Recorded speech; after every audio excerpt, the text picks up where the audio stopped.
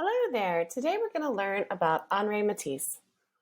Henri Matisse was a French artist who used to do a lot of paintings and then he got sick and he was in a wheelchair and couldn't make the same artwork. He took to cutting out shapes from paper with scissors. He called it painting with scissors. He'd make these beautiful collages that he would just cut and he would use every part, the positive and the negative space. So let's see how we can be inspired by Henri Matisse using Google Drawing to create our artwork. The first thing I'm going to do is I'm going to notice that he uses a lot of green, blue, yellow.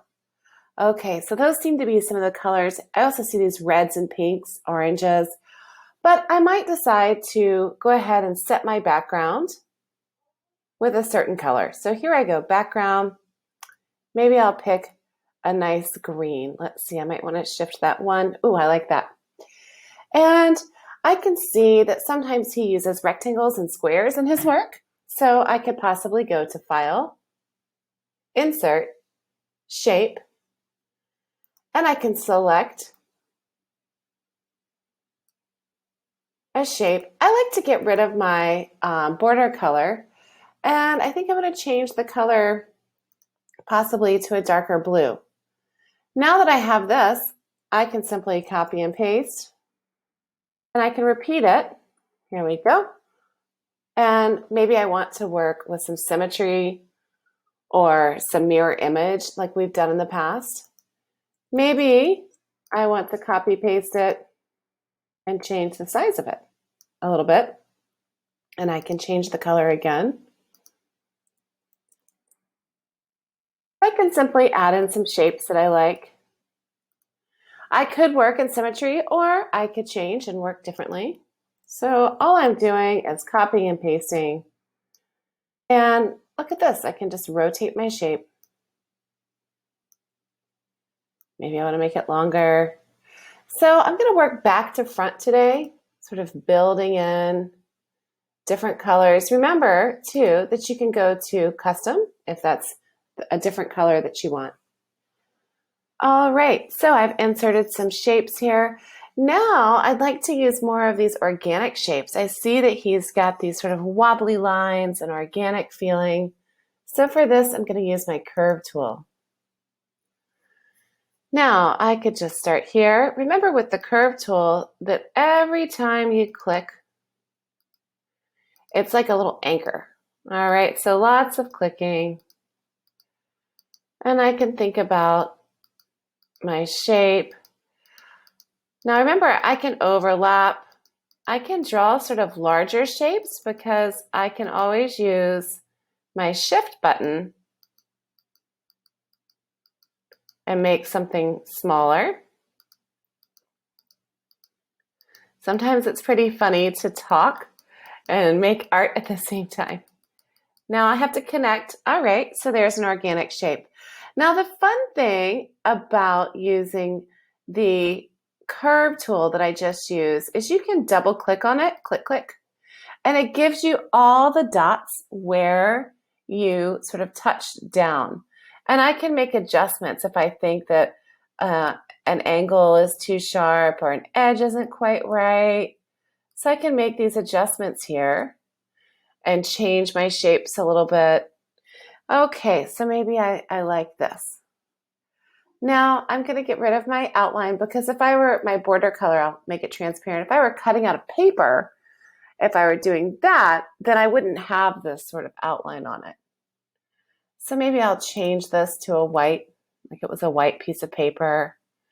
And maybe I will now command copy, command paste, duplicate it.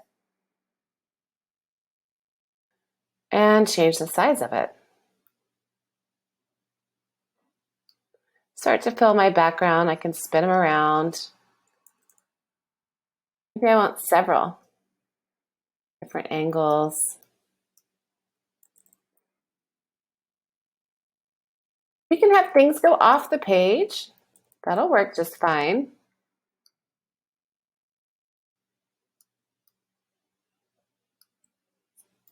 It's always sort of interesting, like we did when we did our perspective piece, to have things sort of move off the page and change a little bit. Changing the scale or the size makes your artwork interesting. Maybe making some larger, some smaller. I like the layers where he also put that sort of red inside of here and then something in the negative space. We've talked a lot about positive and negative space. Maybe I'll get my curve tool again right here. And let's see, I think I could make some little shapes.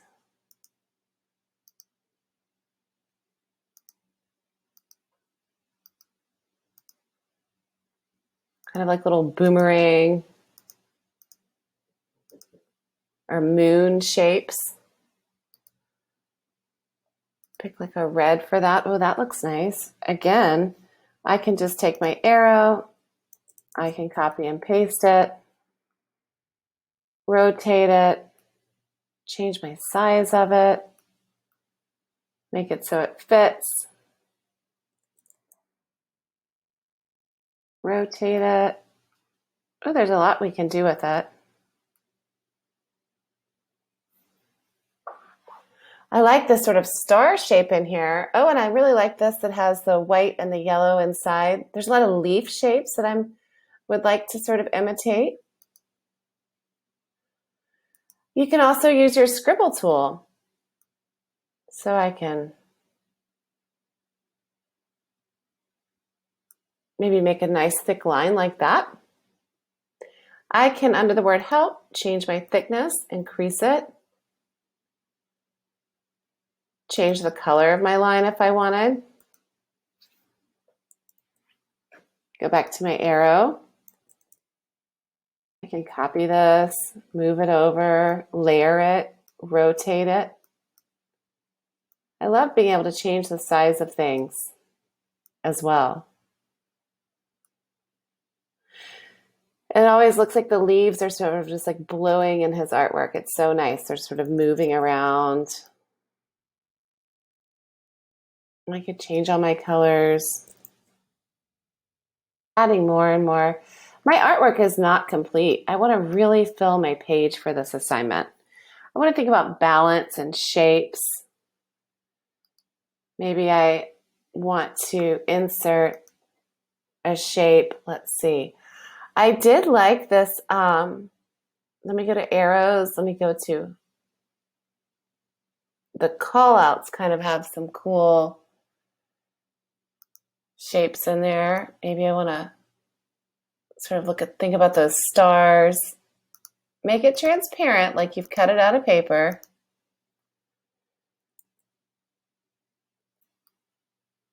And put some of these call outs in here. I like those wavy lines there. I could go back to my scribble tool.